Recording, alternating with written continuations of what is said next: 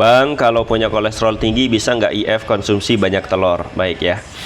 Saya juga kalau dicek kolesterolnya pasti tinggi ya. Jadi kalau sepemahaman saya ya, ingat ini sepemahaman saya. Disclaimer ya teman-teman, ini saya bukan dokter dan bukan ahli, tapi dari yang saya baca dan saya jalankan, sepemahaman saya, kolesterol itu sebenarnya dalam tanda kutip tidak jahat ya, selama ya tidak ada karbo, gula, tepung di dalam tubuh.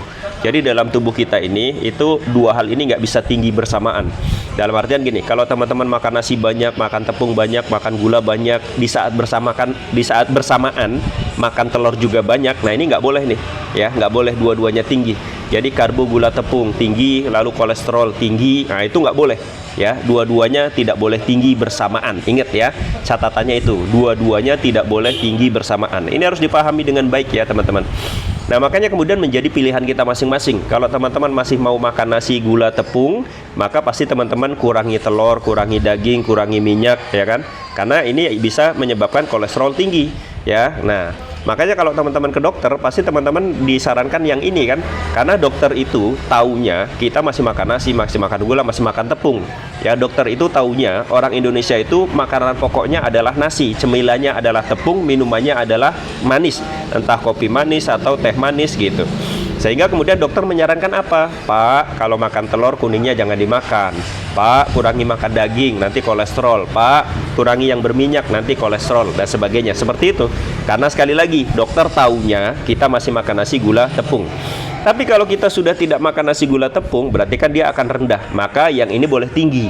Gitu. Jadi salah satu saja yang boleh tinggi.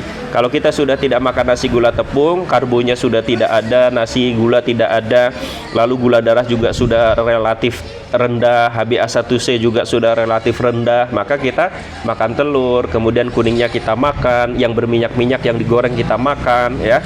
Nah, makan daging banyak nggak apa-apa dan sebagainya. Itu. Jadi kuncinya itu saja.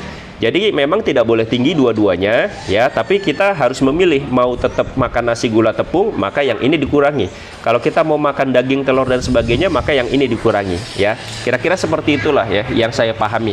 Boleh percaya, boleh enggak ya teman-teman. Tapi saya sudah menjalankan ini dari tahun 2022. Dulu badan saya sering nyeri, sekarang sudah tidak. Dulu sering capek, sekarang sudah tidak. Ya kan? Dulu gendut, sekarang sudah tidak. Ya, dulu setiap minggu tuh pasti kerokan, sekarang sudah tidak. Alhamdulillah, semuanya karena Allah ya. Suatu saat saya bakal sakit pasti, suatu saat saya bakalan meninggal pasti. Tapi ya kita memilih dengan cara seperti ini, mudah-mudahan kalaupun meninggal tidak dalam keadaan sakit yang parah ya.